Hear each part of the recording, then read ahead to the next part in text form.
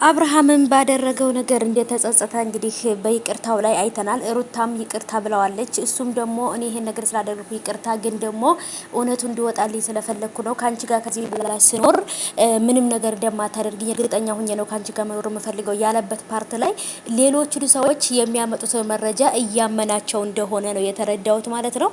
አብርሃም ሞኝ አትሁን፣ ልጅህንና ትዳርህን መርጠክ አርፈ ብትቀመጥ የበፊቱ ህይወትህ ይሻልሃል ብዬ አስባለሁ። ማንም በሚያመጣው ወሬ ተሳስተህ ወይንም ደግሞ እንትን ብለክ የማይሆን ውሳኔ እንዳትወስን። ሩታ መቼም ቢሆን አንተ ምንም ነገር ልታደርግህ አትችልም። በፊት ታውቃታለህ።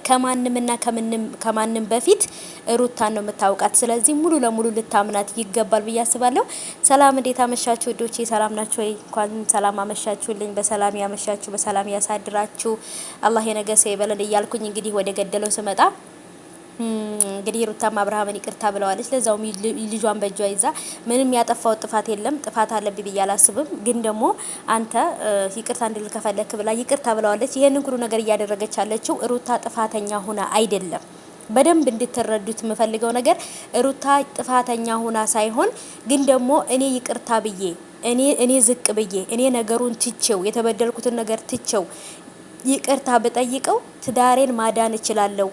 የልጄን አባት ወደ እኔ መልሰዋለሁ። ልጄ በአባት ፍቅር የአባት ፍቅር አጥቶ የእናት ፍቅር ብቻ አግኝቶ ማደግ የለበትም ብላ ለልጇና ለትዳሯ ስትል ነው ይቅርታ የጠየቀችው እንጂ ተሳስታ ወይንም ደግሞ ሄርሜላ ካጠፋችው ጥፋት በላይ ጥፋት ኑሮባት አይደለም። ግን አላ አይደለ የራሳችሁን ሰው ወደ ራሳችሁ ለመመለስ ስትሉ የለፋችሁበትን ትዳራችሁን ህይወታችሁን ብዙ መስዋዕት የከፈላችሁበትን ትዳራችሁን ህይወታችሁን ለመመለስ ስትሉ ጥፋተኛ ባትሆኑ ራሱ ይቅርታ ብትጠይቁ ኃጢያት የለውምና ምንም ችግር የለውም። ምክንያቱም ያንን ነገር ወደ እናንተ ለመመለስ ብላችሁ ነው። ሩታም የተናገረችው ነገር አለ።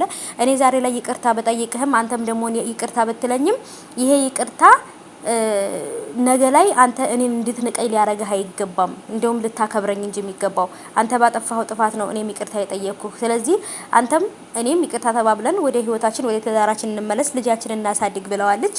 እውነት እኔ አላቅም ትክክለኛ አባባል በቃ ይሄ ነው ብዬ ልገልጽላችሁ ማልችለው አባባል በቃ ደስ የሚል አነጋገሯ፣ አገላለጿ ራሱ እንዴት አባቱ ደስ እንደሚልና አብርሃም ሩታን ቢያጣ ከምንም በላይ የሚጎዳው አብርሃም ነው ብዬ ደማሰበው ቤተሰቦች ማለት ነው። ምክንያቱም ይህችን የመሰለችን ጀግና ሴት ይህችን የመሰለችን ሩታን ቆንጆ አስተዋይ ባታጠፋ እንኳን ለትዳሯ ለህይወቷ ለልጇ ብላ መስዋዕት የምትከፍልን እናት ሚስት የምትሆን ጀግና ሴት ነው ያጣው ብዬ አስባለሁና ስለዚህ ሩታን አብርሃም ቢያጣት የሚጎዳው እሱ ነው እንጂ ሌላ ሰው አይደለም።